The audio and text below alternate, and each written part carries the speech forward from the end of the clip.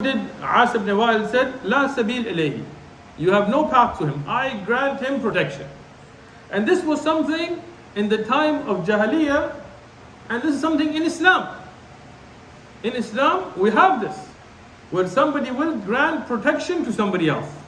And the Muslim, even a woman, and we study this later in the seerah, when the daughter of Rasulullah sallallahu alaihi wasallam granted protection to her husband, who was at the time a mushrik, when he was coming. When a Muslim grants protection, the Muslims have to honor that.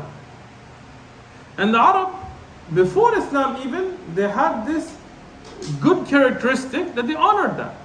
So even though they were there with their swords ready to kill Umar, when a non-Muslim, As ibn Wa'il, but he was respected, an elder, he said, I grant him protection, they didn't say, well, we'll take you on too.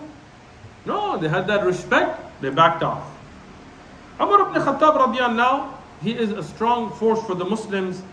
Hamza radiyan, who is with them, and the da'wah, the calling towards the oneness of Allah, calling people not to bury their daughters, not to oppress the weak, not to take advantage of foreigners, not to be cruel to the poor, not to do all of the things that the people of Jahiliyyah used to do. This da'wah became strong.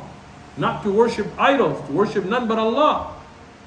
Here now this da'wah is strong, and with Hamza and Umar radiallahu anhuma, it became a very strong movement. Here we see that Umar ibn Khattab radiallahu anhu, from his fadail, Rasulullah sallallahu alayhi wasallam said, and this is later, I'm just mentioning it here, إن الله جعل الحق على لسان عمر وقلبه وهو فاروق فرق الله به بين الحق والباطل. What a beautiful hadith. Rasulullah sallallahu alaihi wasallam said, verily Allah has put the truth upon the tongue of Umar, Sahih hadith, and upon his heart. And those who disrespect Umar ibn Khattab, they should go back and read the words of a Nabi alayhi salatu wasalam. What did the Prophet alayhi salatu wasalam, authentic narration, we're not using weak narrations, say about Umar radiallahu anhu, and what the people try to fabricate. Okay? This is an insult to Allah and His Prophet.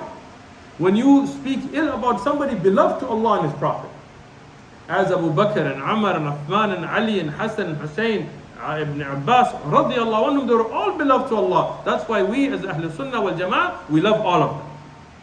We don't disrespect any of them. But some of the people with diseases in their hearts, they'll accept something from the same chain of narrators and they'll reject it from the same chain, just for their own political or ta'assubi, their partisanship.